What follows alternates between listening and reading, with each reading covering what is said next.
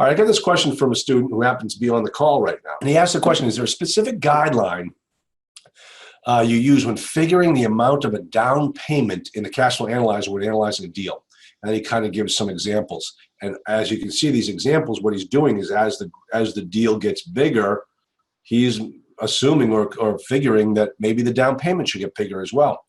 He says, I purchased single-family duplex properties with just 10% down, but I see some brokers are using 30 to 35% down payment in their offering memorandum when they're running their numbers. I'm sure it's just to get their numbers to look more attractive, but is there a guideline?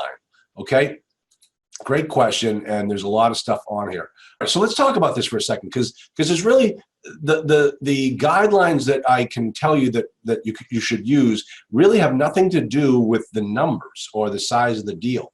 As a matter of fact, let me just kind of pop on over here and tell you the two things that I look at, or that you should think about when you're determining how much of a down payment to use. Number one is the quality of the asset, and number two is the appetite of the lender. Let me explain what this means.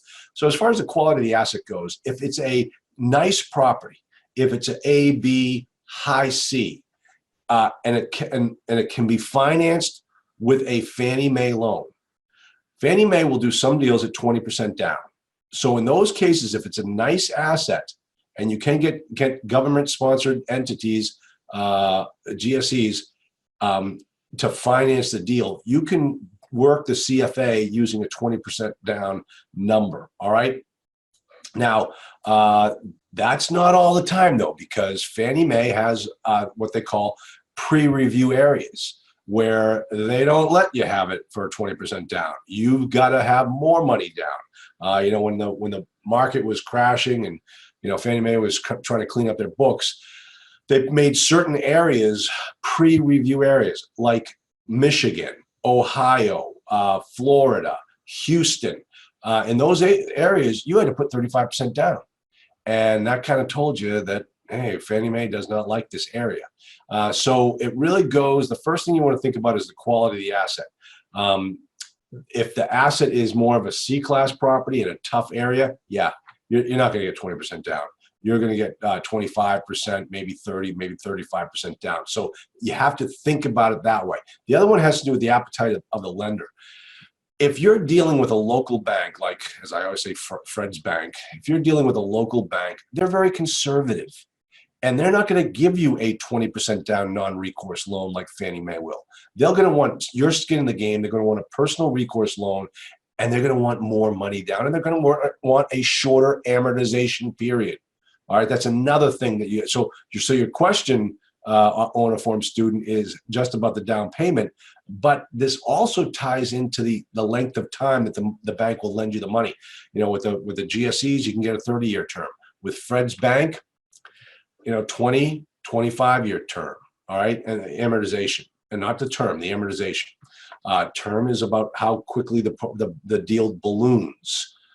Amortization has to do with the schedule of paying the money back and how many years it's going to take you to pay it back if the term was for that full length of time. So for instance, this is one of the things that people, when they switch from single family over to commercial, they don't quite get, and that is that on a commercial, you get a 30-year loan. Well, that's also a 30-year term and a 30-year amortization. Well, in multifamily, it doesn't work that way. Commercial, it doesn't work that way. It'll be a 10-year term with a 25-year amortization. That means that you're amortizing the loan over a 25-year schedule, but you're paying this whole thing back in 10 years. It balloons in 10 years. So that has to do with the amortization. But as far as the appetite of the lender, when you're dealing with GSEs, you're going to look at like 20% down. When you're looking at a bridge loan, you're looking at 35% down. It all has to do with the appetite of the lender. If it's a riskier deal, you're going to have to put more money down. So it has nothing to do with the size of the deal. It has everything to do with the risk of the deal. That's why you're seeing all these different numbers. Now, let me tell you about two scenarios. One of them is when you're dealing with a, like he said, that the student said in this question that he asked. Let me bring it back up here, where he said that I got to move all these faces out of my way. He's seen it where the brokers have used 30 to 35% down. And yes, the answer is correct. That sometimes they do that just because they have to in order to get the deal to pencil out at a particular debt coverage ratio. All right, so they put more money down so they can get to that 1.2 because the purchase price, the made up purchase price, the biggest lie in multifamily, is too high. That's number one. Now, number two, and this is amazing to me, is I've seen 2 deals in California where the down payment is 50% down. And you gosh, and when you saw it, I think we ran an example a couple of weeks back. 50% down. That's because the only way the numbers pencil out to get you to a 1.2 debt coverage ratio is by putting so much money down because the price in California is astronomical. It just doesn't make sense. So those are the things you want to look for.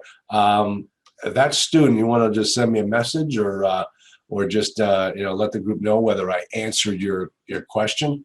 Trying to play Stump the Professor, and you lose again. Okay, so that's it for the guidelines for the down payment.